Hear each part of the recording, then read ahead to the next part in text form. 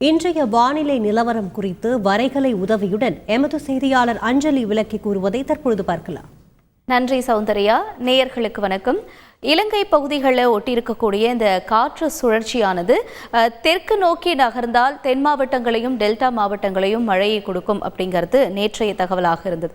ஆனால் இந்த காற்று சுழற்சியானது வடக்கு நோக்கி நகர்ந்ததுனால இப்போ கடலோர பகுதிகளையும் சென்னை, காஞ்சிபுரம், செங்கல்பட்டு உள்ளிட்ட பகுதிகளிலையும் இந்த மழையானது தற்பொழுது நீடித்து கொண்டிருக்கிறது. இது நம்ம சரியாக இப்போ பார்க்கிறது காலை 10 மணி நேர நிலவரப்படி. இன்று காலை 10 மணி வரைக்கும் எங்கெங்கெல்லாம் மழைக்கான வாய்ப்புகள் இருக்கும் அப்படின்னு நம்ம பார்க்கிறோம். பாருங்க, இப்போ குறிப்பாக சொல்ல வேண்டால் இந்த நீல நிறத்தில் காட்சியளிக்கக்கூடிய பகுதிகள் தான் இன்று காலை 10 மணிக்கு எவ்வளவு மழையை கொடுக்கும் என்பதற்கான ஒரு சாட்சியாக இருக்கிறது. அதாவது சென்னை, திருவள்ளூர், காஞ்சிபுரம், மதுராந்தகம், திருவண்ணாமலை, கடலோர பகுதிகளாக இருக்கக்கூடிய புதுச்சேரி, நெய்வேலி, மயிலாடுதுறை, நாகப்பட்டினம் உள்ளிட்ட இடங்களையும், பெரம்பலூருடைய சுற்றுவட்டார பகுதிகளை, புறநகர் பகுதிகள் அப்படின்னு சொல்லுவாங்க, புறநகர் பகுதிகளில் மழைக்கான வாய்ப்புகள் இருக்கும் என்று அறியப்படுகிறது. ஆத்தூர் உள்ளிட்ட பகுதிகளில் இன்று காலை 10 மணி வரை இந்த மழையினுடைய தாக்கம் இருக்கும். அதாவது வட தமிழக கடலோர பகுதிகளில் இன்று மழைக்கான வாய்ப்புகள் இருப்பதாக சொல்லப்படுகிறது காலை 10 மணி நிலவரப்படி.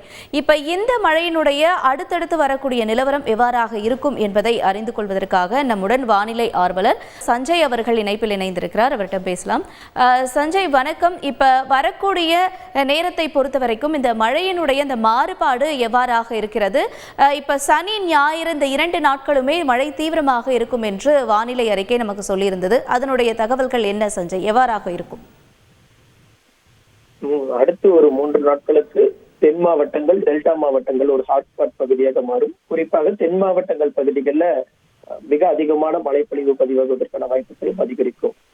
குமரிக்கு தெற்கு பகுதி, குறிப்பாக இலங்கையை ஒட்டிய பகுதிகளில் காற்று சுழற்சி நீடிக்குது. இந்த காற்று சுழற்சியின் காரணமாக வலுவான கிழக்கு திசை காற்று தென் கடலோரம் டெல்டா மாவட்டங்கள் வழியாக நுழையும் போது நமக்கு தற்போது இன்னும் வரக்கூடிய மணி நேரங்களில் டெல்டா மாவட்டங்களில் மழையின் தீவிரம் அதிகரிக்க தொடங்கும். இன்று மாலை இரவு தென் மாவட்டங்கள், குறிப்பாக தூத்துக்குடி, திருநெல்வேலி, தென்காசி, கன்னியாகுமரி, ராமநாதபுரம் இந்த மாவட்டங்கள் பகுதிகளிலும் இன்று ஒரு 9 மணிக்கு மேல பாத்தீங்கன்னா டெல்டா மாவட்டங்கள் திருவாரூர், தஞ்சாவூர், நாகை இந்த மாவட்டங்கள்ல கனமழையுடைய தீவிரமாக அதிகரிக்க தொடங்கும்.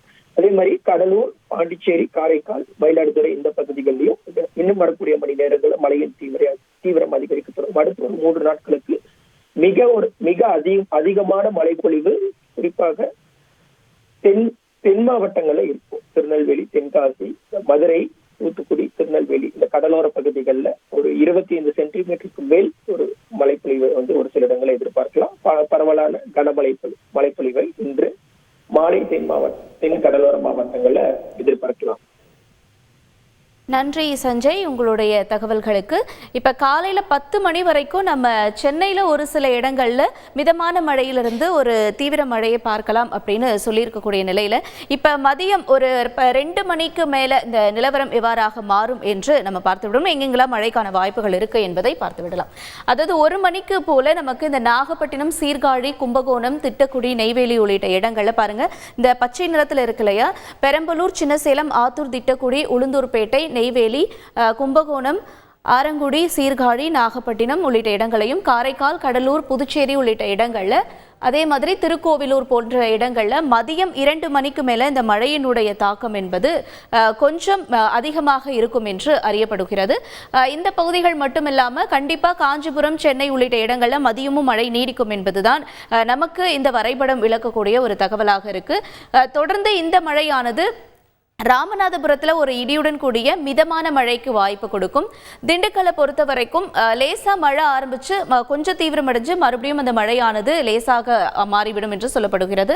தொடர்ந்து புதுக்கோட்டை, காரைக்குடி, திருச்சி உள்ளிட்ட பகுதிகளையும், திருநெல்வேலியில் இன்னமும் மழை இல்லை, போதுமான அளவுக்கு இல்லை அப்படின்னு சொல்லப்பட்டாலும் கூட இந்த காற்றினுடைய மாறுபாடு காரணமாக நம் கொஞ்சம் தாமதம் ஏற்படுவதாக ஒரு கருத்தும் நிலவி வருகிறது.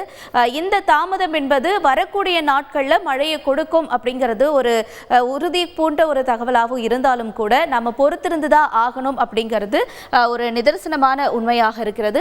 தொடர்ந்து இது ஈவினிங் நமக்கு சாயந்தரம் போல அலுவலகம் திரும்புவோருக்கு அவங்களுக்குலாம் இந்த நிலவரம் எவ்வாறாக இருக்கும் என்று கேட்டால், ஒரு 5 மணிக்கு மேல இந்த மழையானது கொஞ்சம் நெல்லை உள்ளிட்ட மாவட்டங்களில் நீடிக்கிறது, விளாத்திக்குளம் உள்ளிட்ட இடங்களையும் நீடிக்கிறது நம்ம பார்க்கிறோம். ராமநாதபுரம், தொண்டி, காரைக்குடி உள்ளிட்ட இடங்கள்ல 6 மணிக்கு மேல மழையினுடைய தீவிரம் கொஞ்சம் அதிகரிக்கிறது. ஆனா சென்னையை விட்டு கொஞ்சம் விலகி இருக்கிறதாக நம்ம பார்க்கிறோம். சென்னை உள்ளிட்ட இடங்கள்ல எங்குமே மதியம் 6 மணிக்கு மேல மழைக்கான அந்த அறிகுறிகளை காட்டல.